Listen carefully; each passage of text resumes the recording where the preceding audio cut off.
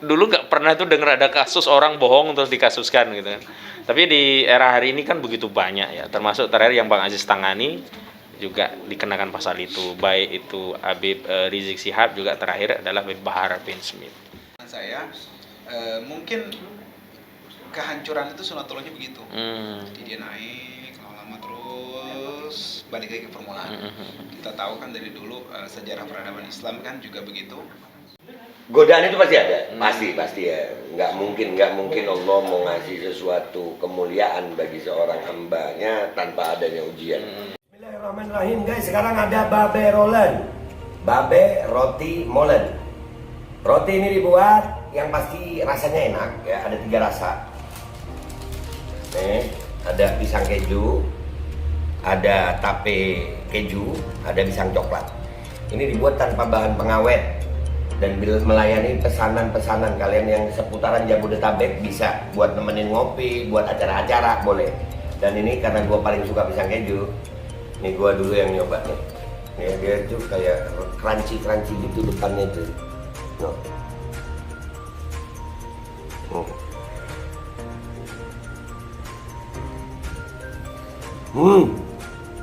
Lu tahu kerannyes di depannya, terus di dalamnya empuk.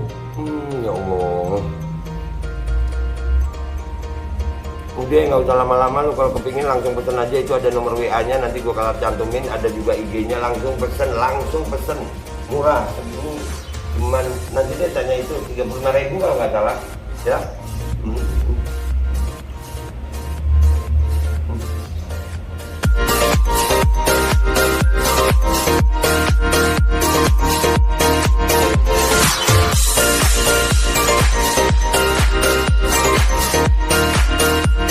Wabarakatuh.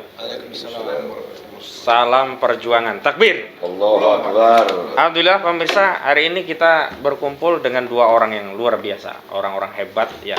Mudah-mudahan kita juga bisa ketularan hebat nih. Yang satu hebat dari sisi hukum sebagai seorang advokat, banyak kasus yang ditangani, terutama kasus-kasus yang berkaitan dengan public defendant ya, pembelaan terhadap perkara-perkara publik, khususnya terkait pembelaan pada ulama, aktivis, dan hal-hal yang berkaitan dengan kasus-kasus keumatan.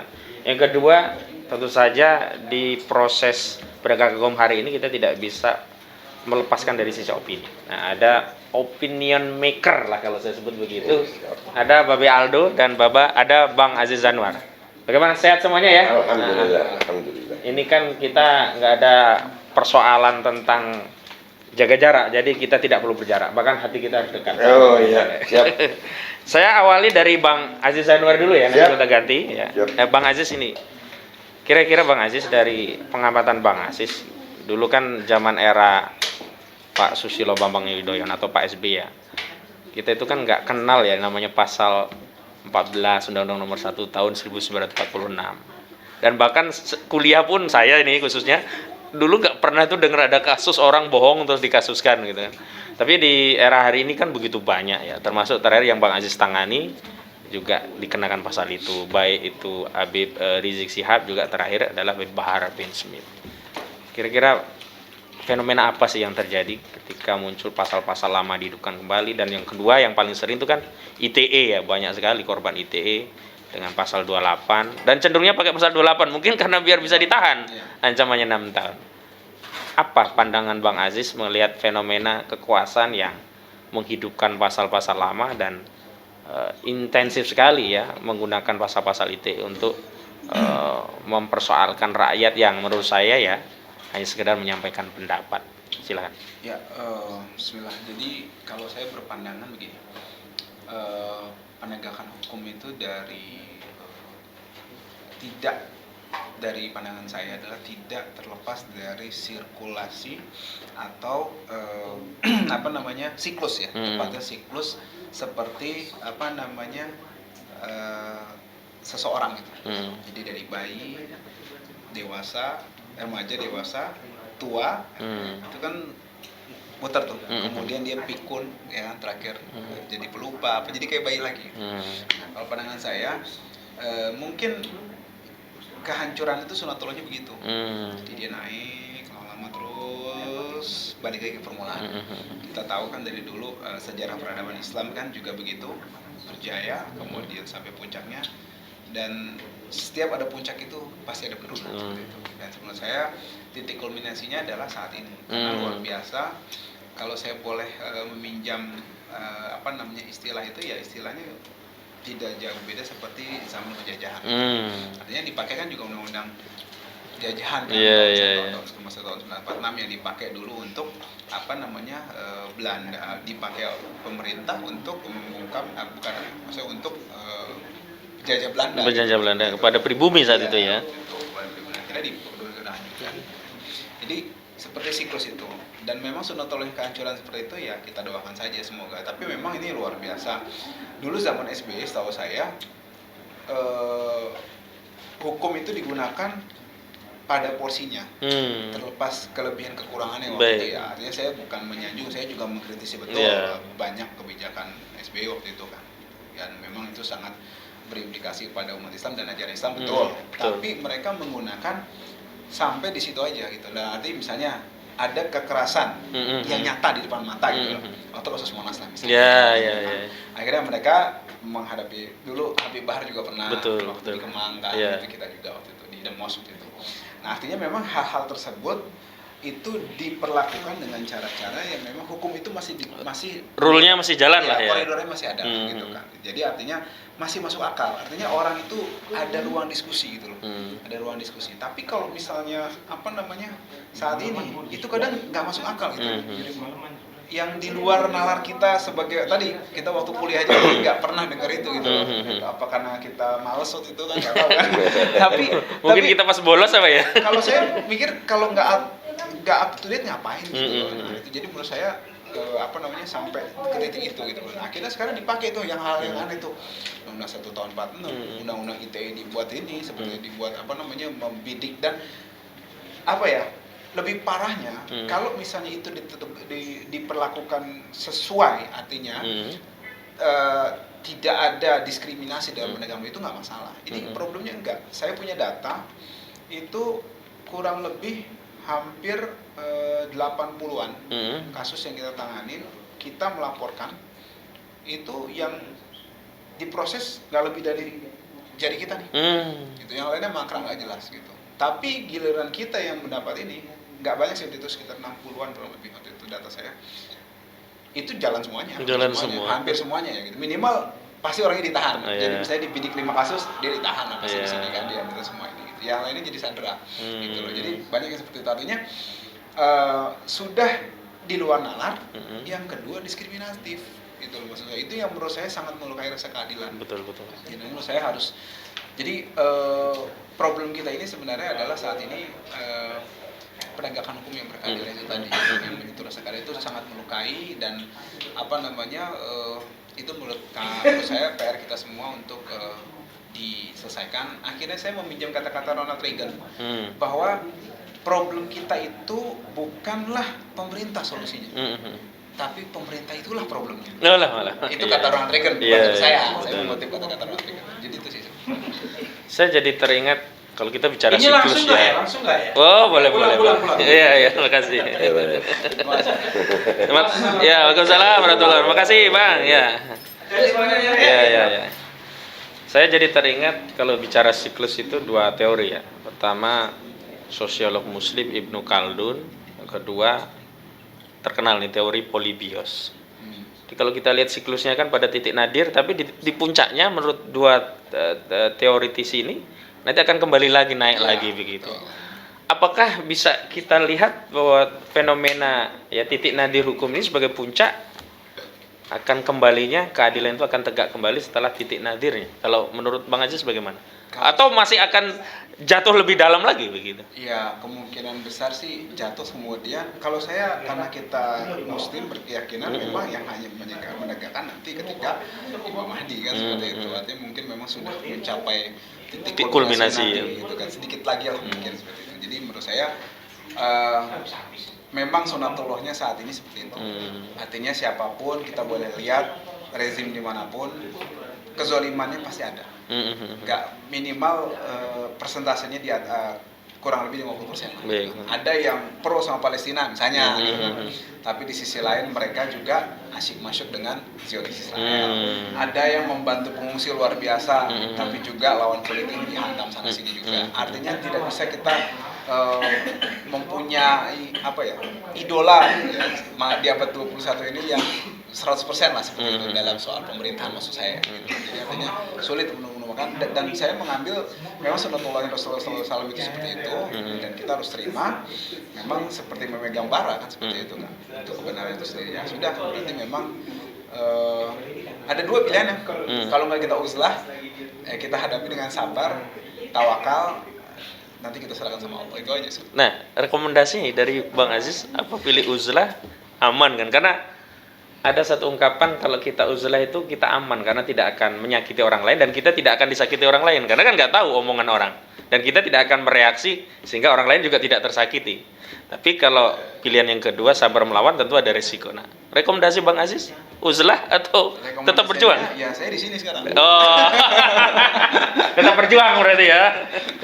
Ya, sebelum lanjut Bang Aziz kita coba dari sisi opini. Jangan-jangan kesadaran atau penalaran secara hukum itu tidak sejalan dengan perspektif yang ada di tengah masyarakat. Kita mau coba lihat secara opini bagaimana nih, ada Bang Aldo siap. gitu.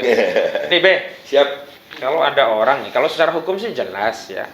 Orang menyatakan alhamdulillah saya dalam kondisi baik, itu sulit ya secara hukum untuk mendapat legitimasi hukum sebagai sebuah kejahatan.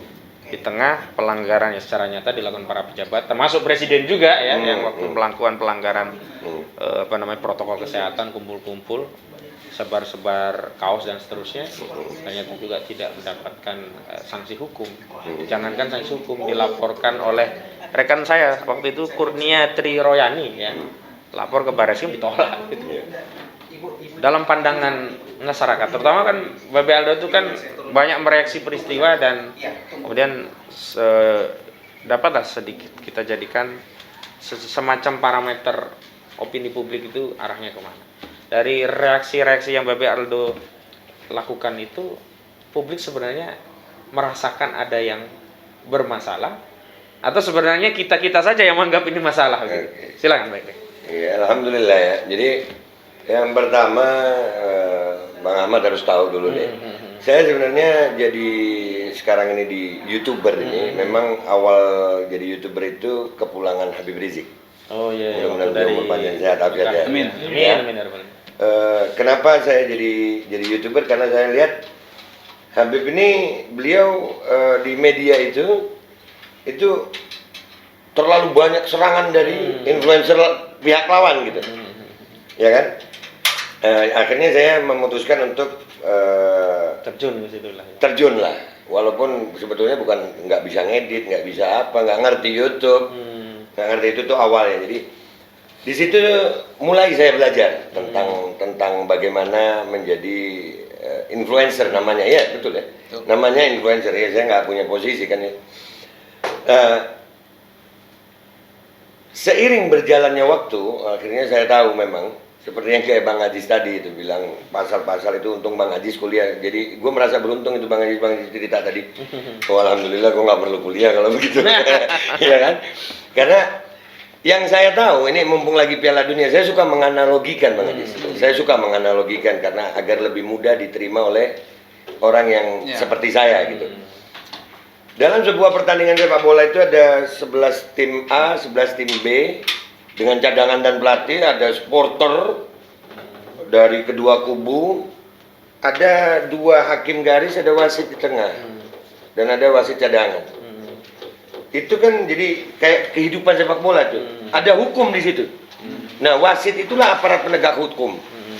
Nah, apabila berjalannya pertandingan itu kan berjalan keras, boleh saling serang, tapi ada aturan di situ. Ada aturan. Dan aturan itu yang menegakkan adalah wasitnya. Dan kalau wasit ini udah nggak bisa menegakkan aturannya dengan adil, maka satu stadion bisa rusuh itu. Ya, satu stadion yang rusuh, bukan hanya yang di lapangan. Nah, kebayang nggak kalau itu jadi hukum satu bangsa gitu? Saya nggak tahu itu pasal-pasal. Saya memang mempelajari pasal-pasal.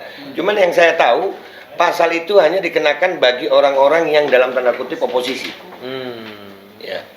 Babe tahu dari mana? Karena saya juga melaporkan beberapa orang yang di pihak seberang dengan pasal yang sama. Nggak harus, kalau Pak Jokowi kejauhan, sama-sama influencer. Sampai hari ini prosesnya belum ada. Laporannya udah diterima. Ya apa itu Bang Adis namanya? Kalau saya udah dipanggil sama polisi untuk dimintai keterangan. BAP. Iya. Yang kedua, bukan yang pertama. BAP pertama itu kan laporan diterima. Kedua, Yang pertama penyelidikan. yang itu pokoknya kalau umpamanya yang diduga itu SPDP gitu mungkin. Ya, penyidikan. Nah, sampai sekarang nggak ada prosesnya itu. Ya, jadi bagi saya penegakan hukum yang ada sekarang dengan sangat rendah hati saya mengatakan tidak adil. Nah, kalau Babe Aldo membaca opini masyarakat, apakah Sudah menjadi rahasia umum, minta maaf itu. artinya tidak adil itu bukan hanya diwakili oleh Bang Aziz, juga Babe Aldo, masyarakat juga mengatakan itu.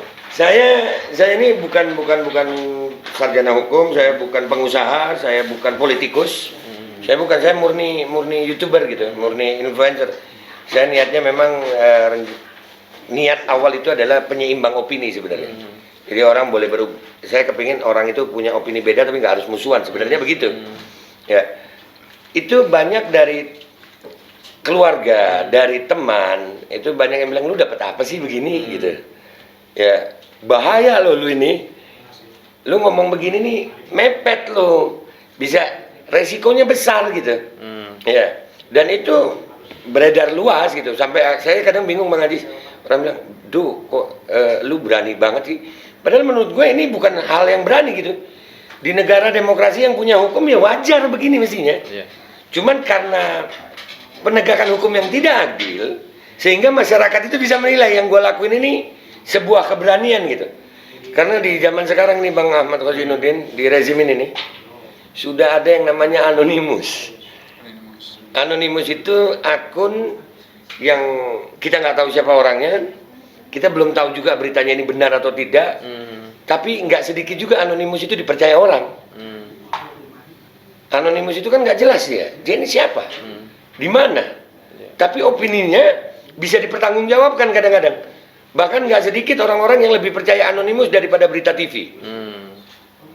Nah, tadi terkait ketidakpercayaan kita ya, Iya. Bang Aziz sama Babe Aldo. Apakah itu juga menurut interaksi Babe dengan masyarakat netizen ya, Iya, ya? iya.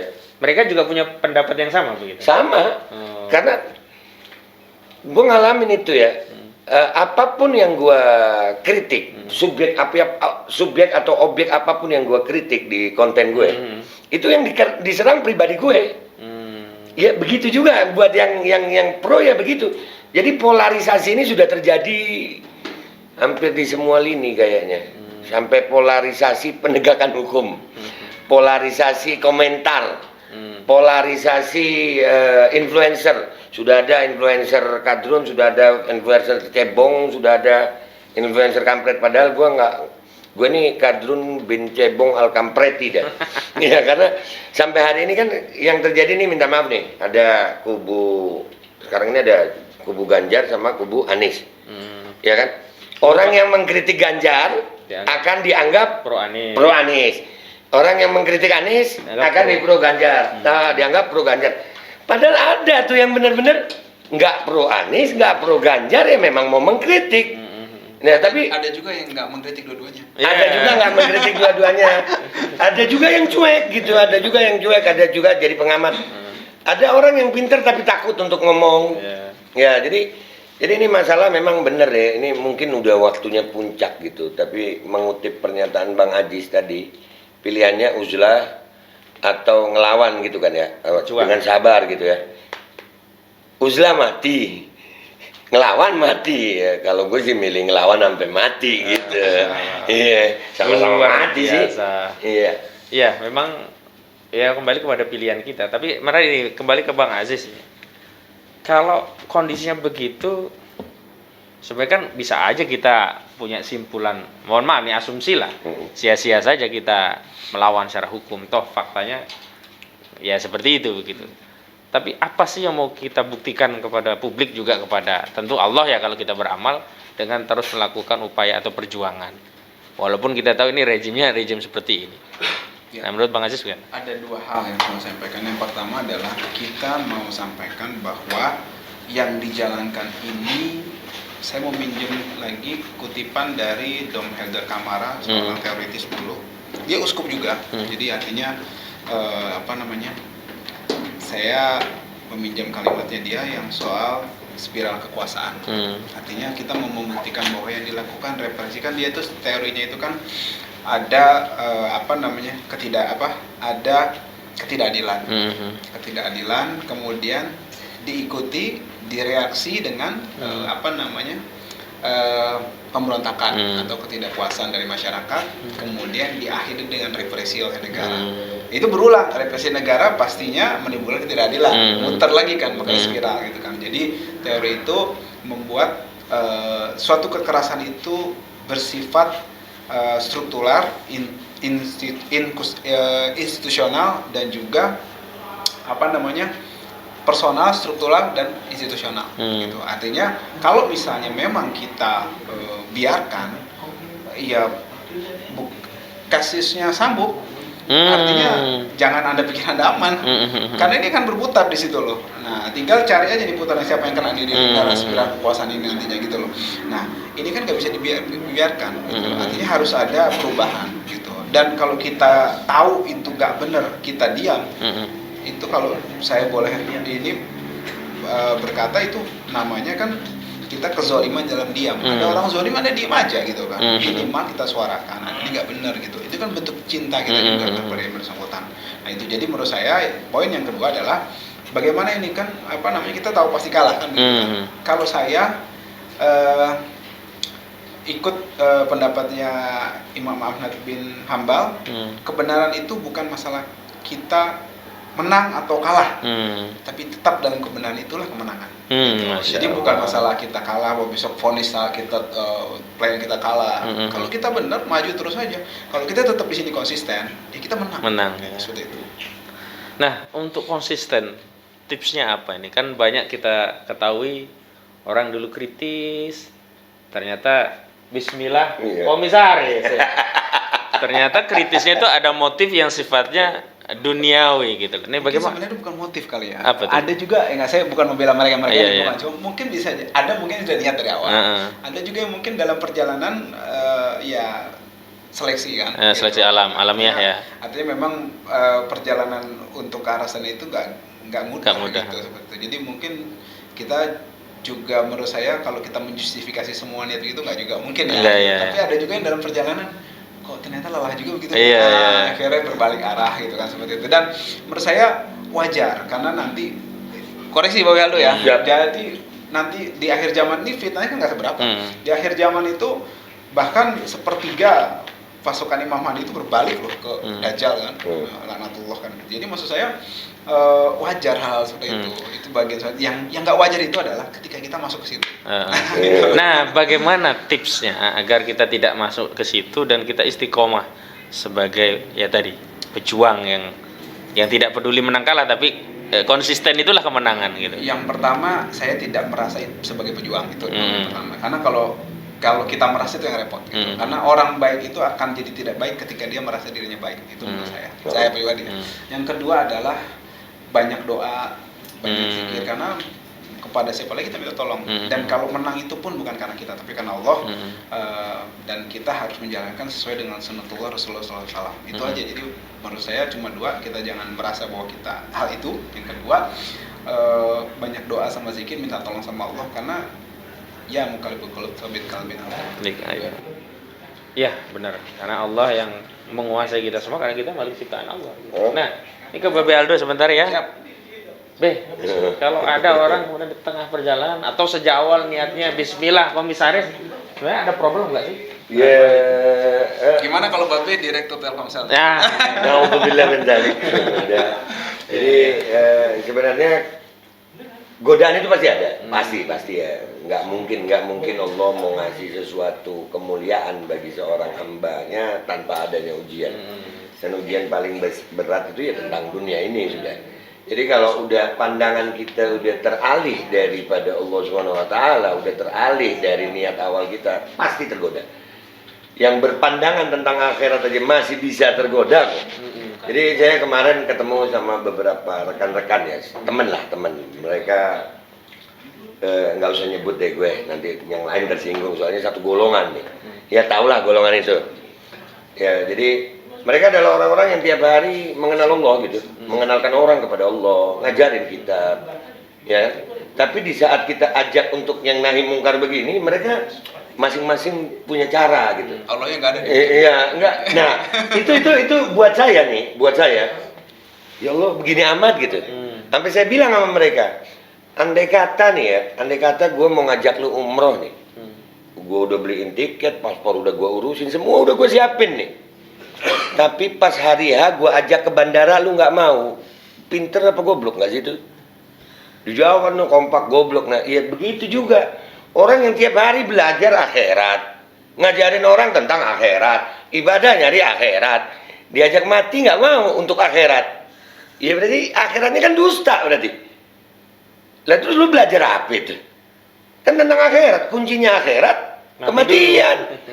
Di saat ada kesempatan untuk menggapai akhirat, kenapa justru mundur gitu?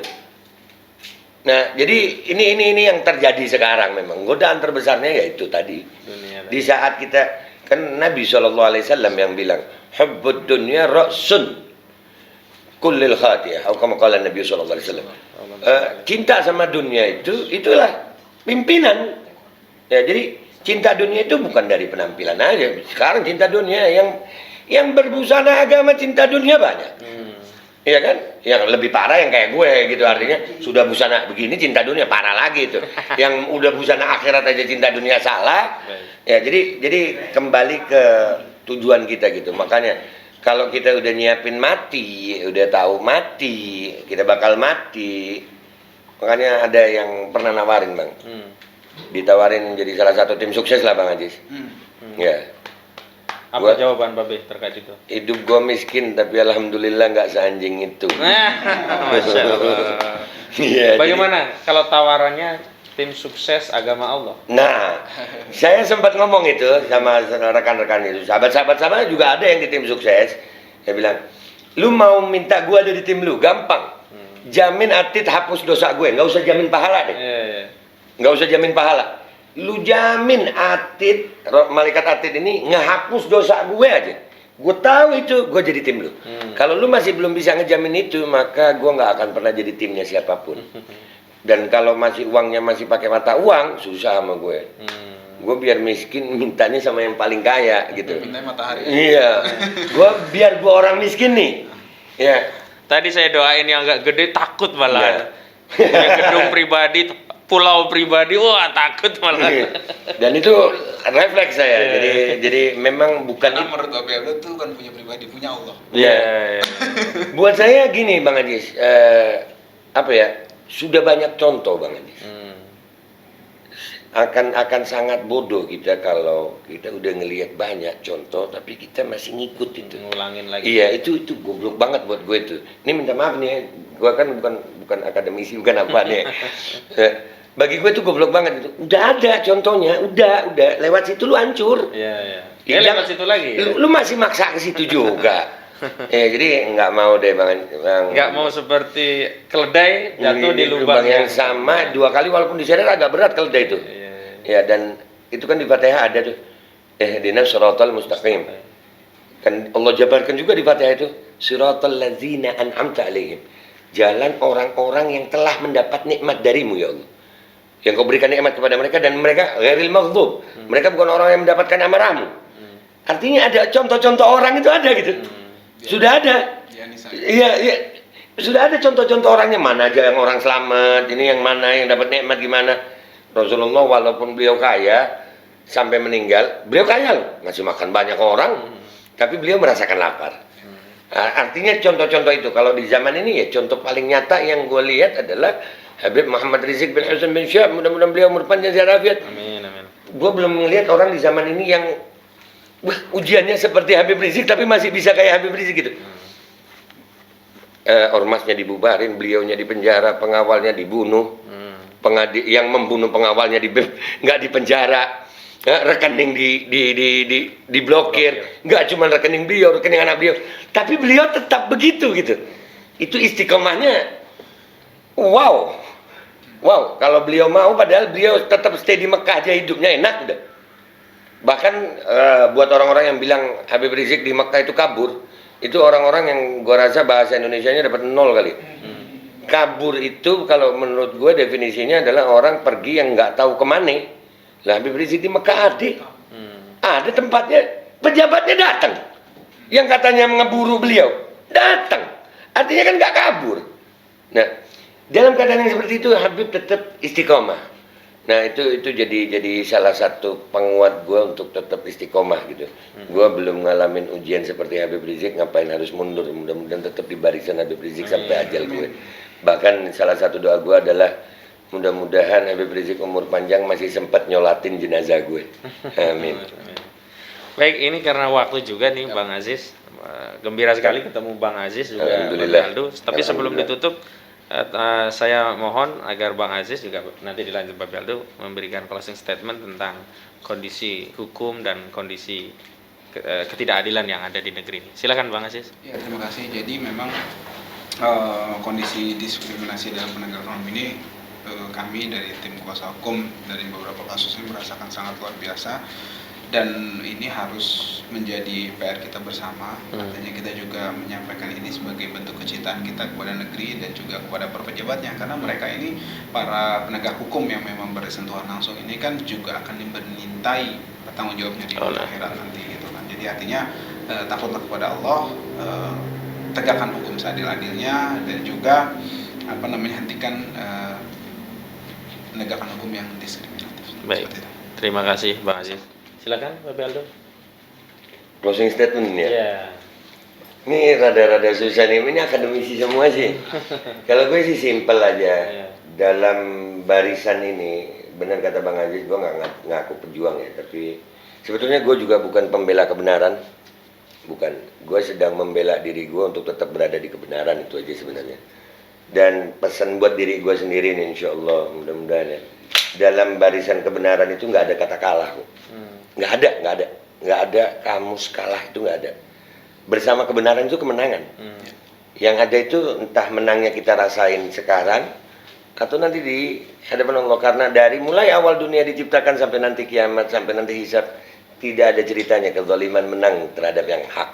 Nggak ada, batil nggak mungkin menang sama yang hak. Ya, wagul ja'al haqqu wa zahagal batil.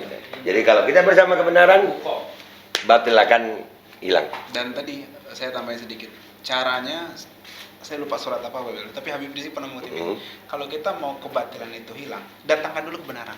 Kulil haq walau jadi di ayat Al-Quran itu Habib Rizik membedah bahwa kalau kita mau menghentikan kezaliman tapi kita tidak mendatangkan kebenaran, ya nggak bakal. Karena sunatullahnya kalau kita mau menghentikan kezaliman, datangkan dulu kebenaran.